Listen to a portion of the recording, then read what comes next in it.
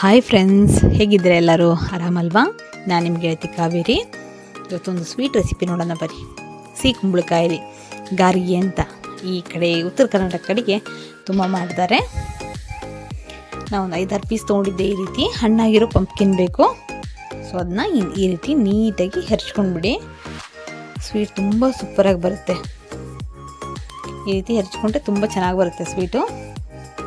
ಅದಕ್ಕೆ ಬೆಲ್ಲ ತೊಗೊಂಡಿದ್ದೀನಿ. ಸೊ 5-6 ಪೀಸ್ ಅಂದರೆ ಹೆಚ್ಚು ಕಮ್ಮಿ 1 kg ಇತ್ತು. 1 kg ಸ್ವಲ್ಪ ಕಮ್ಮಿನ ಬೆಲ್ಲ ತೊಗೋತಾ ಇದ್ದೀನಿ. ಸ್ವೀಟ್ ಚೆನ್ನಾಗೂ ಬರುತ್ತೆ, ಕಿರಿಕಿರಿ ಆಗಲ್ಲ. ಎಲ್ಲರೂ ಟ್ರೈ ಮಾಡ್ಬೋದು, ಒಂದ್ಸಲ ಟ್ರೈ ಮಾಡಿ ನೋಡಿ. ಸೊ 1 kgಗೆ ಒಂದು ಸ್ವಲ್ಪ ಕಮ್ಮಿ ಬೆಲ್ಲ ತೊಗೊಳ್ಳಿ. ಪರ್ಫೆಕ್ಟ್ ಸ್ವೀಟ್ ಆಗುತ್ತೆ. ತೀರಾ ಸಿಹಿನೂ ಆಗಲ್ಲ, ಸಪ್ಪೆನೂ ಆಗಲ್ಲ. ಈ ರೀತಿ ಪೀಸ್ ಮಾಡಿಕೊಂಡು ಅದು ಹೆರ್ಚಿಟ್ಕೊಂಡಿದ್ವಲ್ಲ ಅದಕ್ಕೆ ಕೂಡಿಸ್ಕೊಂಡ್ಬಿಡೋಣ. ನಾನು ಒಲೆ ಮ್ಯಾಗೆ ಇಟ್ಟಿದ್ದೀನಿ ಆಲ್ರೆಡಿ. ಅದನ್ನು ಕರಗಿಸ್ಕೋಬೇಕು ಬೆಲ್ಲ ಅಷ್ಟೇ. ಅದು ಕುಂಬಳಕಾಯದಲ್ಲೇ ಹಾಕಿಬಿಟ್ರೆ ಅದರಲ್ಲಿ ಆಲ್ರೆಡಿ ನೀರು ಇದ್ದೇ ಇರುತ್ತೆ. ಸೊ ನೀರಿನ ಅಂಶಕ್ಕೆ ಬೆಲ್ಲ ಬೇಗ ಕರಗುತ್ತೆ. ಸಪ್ರೇಟಾಗಿ ಬೆಲ್ಲ ಏನು ಕರಗಿಸೋದು ಬೇಡ, ಹಾಗೆ ಅದರಲ್ಲಿ ಹಾಕಿಬಿಡಿ. ಪಾಕ ಈ ಕೈ ಏನೂ ಕಿರಿಕಿರಿ ಇಲ್ಲ, ಆರಾಮಾಗಿ ಸ್ವೀಟ್ ಮಾಡ್ಬೋದು. ಫಸ್ಟ್ ಟೈಮ್ ಮಾಡಿದ್ರು ಸೂಪರಾಗಿ ಬರುತ್ತೆ ಸ್ವೀಟು. ಈ ರೀತಿ ಬೆಲ್ಲ ಹಾಕ್ಕೊಂಡ್ಬಿಡಿ. ಸೊ ಕರಗಿದ್ರೆ ಸಾಕು. ನಮಗೆ ಕರಗ್ತಾ ಇದೆ. ಒಂದು 5-10 ನಿಮಿಷದಲ್ಲಿ ಕರಗಿ ಹೋಗ್ಬಿಡುತ್ತೆ. ಬೇಗನೂ ಆಗುತ್ತೆ ನೋಡಿ. ಈ ರೀತಿ ಕರಗೋದಾಗದ ಕಂಪ್ಲೀಟಾಗಿ ಬೆಲ್ಲ ಕರಗಿದ ಮೇಲೆ ಸ್ಟವ್ ಆಫ್ ಮಾಡಿಬಿಡಿ. ಕುದಿಸೋದೆಲ್ಲ ಬೇಡ. ಲಾಸ್ಟ್ ಫೈನಲಾಗಿ ನಾನು ಏಲಕ್ಕಿ ಹಾಕ್ತಾಯಿದ್ದೀನಿ. ಇನ್ನೇನು ಇಳಿಸ್ಬೇಕು, ಆವಾಗ ಏಲಕ್ಕಿ ಹಾಕ್ಕೊಂಡ್ರೆ ಸಾಕು. ಒಂದು 5-6 ಏಲಕ್ಕಿ ಪೌಡ್ರ್ ಮಾಡ್ಕೊಂಡಿದ್ದೆ ನಾನು.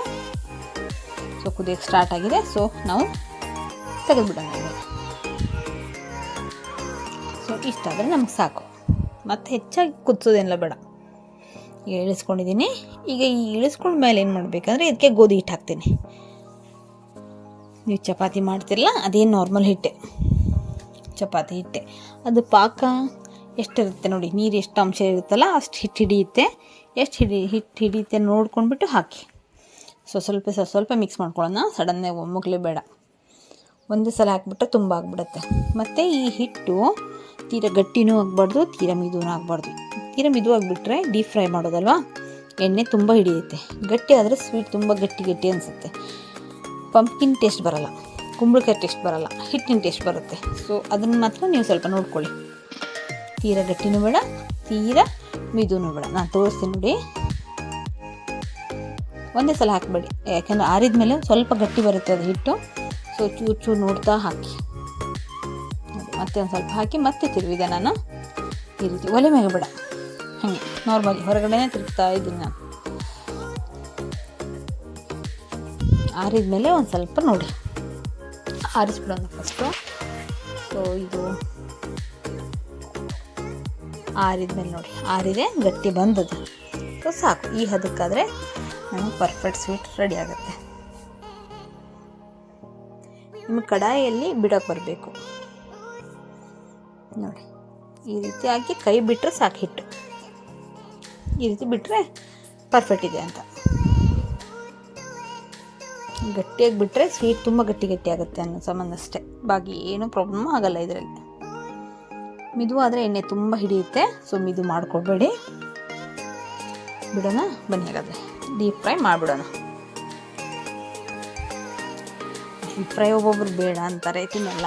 ಬಟ್ ಯಾವಾಗಾದರೂ ಒಂದು ಸಲ ತಿನ್ನೋಕ್ಕೆ ನಡೆಯುತ್ತೆ ಅಲ್ವಾ. ಸ್ವೀಟ್ ಸ್ವಲ್ಪ ಹೆವಿ ಆಗ್ತದೆ ಅಷ್ಟೇ. ಈ ರೀತಿ ಒಂದೊಂದಾಗಿ ಬಿಡಿ. ಸ್ವಲ್ಪ ದೂರ ಬಿಡಿ, ಸ್ವಲ್ಪ ಒಂದಕ್ಕೊಂದು ಅಂಟ್ಬಿಡುತ್ತೆ ಹಾಗಾಗಿ. ಸೊ ಈ ರೀತಿ ಬ್ರೌನ್ ಕಲರಲ್ಲಿ ಕರಿಬೇಕು ಇದನ್ನು. ಸ್ವಲ್ಪ ಲೈಟ್ ಆದರೆ ಅಷ್ಟು ಟೇಸ್ಟ್ ಇಲ್ಲ, ಸ್ವಲ್ಪ ಬ್ರೌನಿಶ್ ಇರಲಿ. ಈ ರೀತಿ ಡಾರ್ಕ್ ಬ್ರೌನ್. ಓಕೆನಾ? ಟ್ರೈ ಮಾಡಿ ನೋಡಿ ಫ್ರೆಂಡ್ಸ್. ಸ್ವೀಟ್ ಮಾತ್ರ ಸೂಪರಾಗಿ ಬರುತ್ತೆ. Thank you. Bye friends.